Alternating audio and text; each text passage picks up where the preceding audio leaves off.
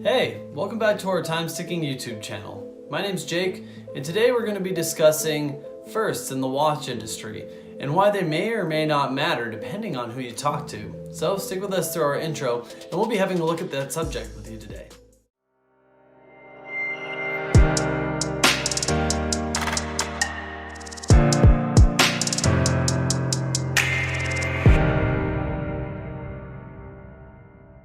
Now here at Time Sticking, we do a fair amount of talking and writing about firsts in the watch and clock industry.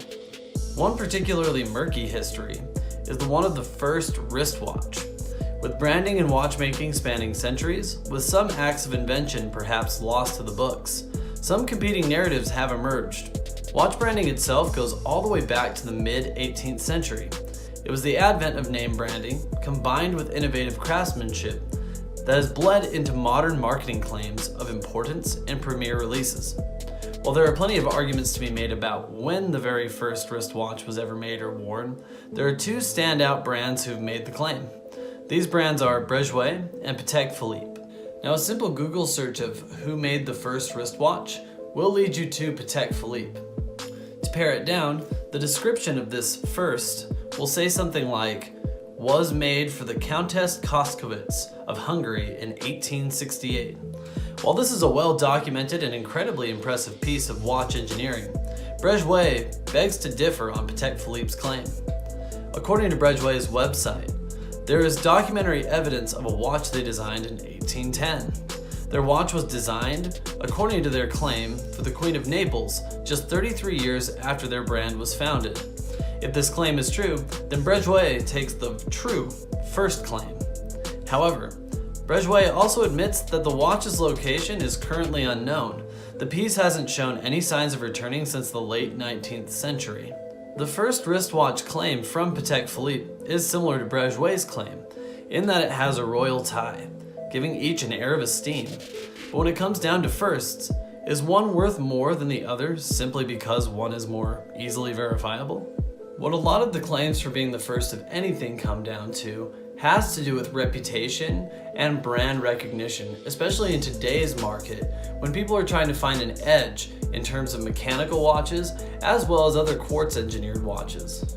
Breguet and Patek Philippe are the tip of the competitive iceberg. In the age of kings and queens, opulent jewelry and fashion were reserved for high society. Ultimately, it was Swiss engineering and American manufacturing that helped democratize timekeeping. Before the shift to widespread ownership, it was individual maisons or houses who relied on wealthier patrons to ask for or pay for new inventions. Back in the early years of wristwatch making, the narratives ascribed to Swiss, English, and American horological pursuits, among all others, were built on private contracts and who could get the word out first. Reputations really are a tricky thing. Even if a company is the first at something, how do they gain notoriety and verify their claim to the public? How many innovative timepieces got lost in private royal records? Narrowing things down feels a little less cut and dried when asking those questions. Paring things down to a very first in wristwatches becomes more difficult when asking those questions.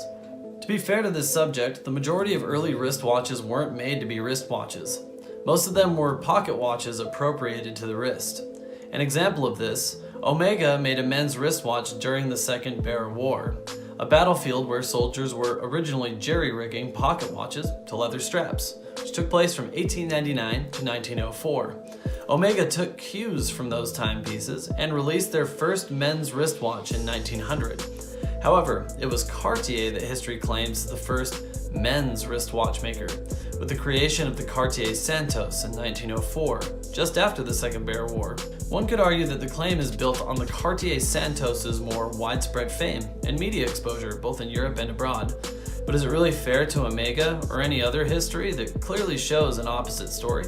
Before asking too many rhetorical questions, or perhaps even questions that can be answered in the comments below by you folks, we just want to get to wrapping things up, so we'll end on one final note. Perhaps what really matters most to the greater firsts conversation is that watch fanatics and passive patrons alike have a rich history to draw from.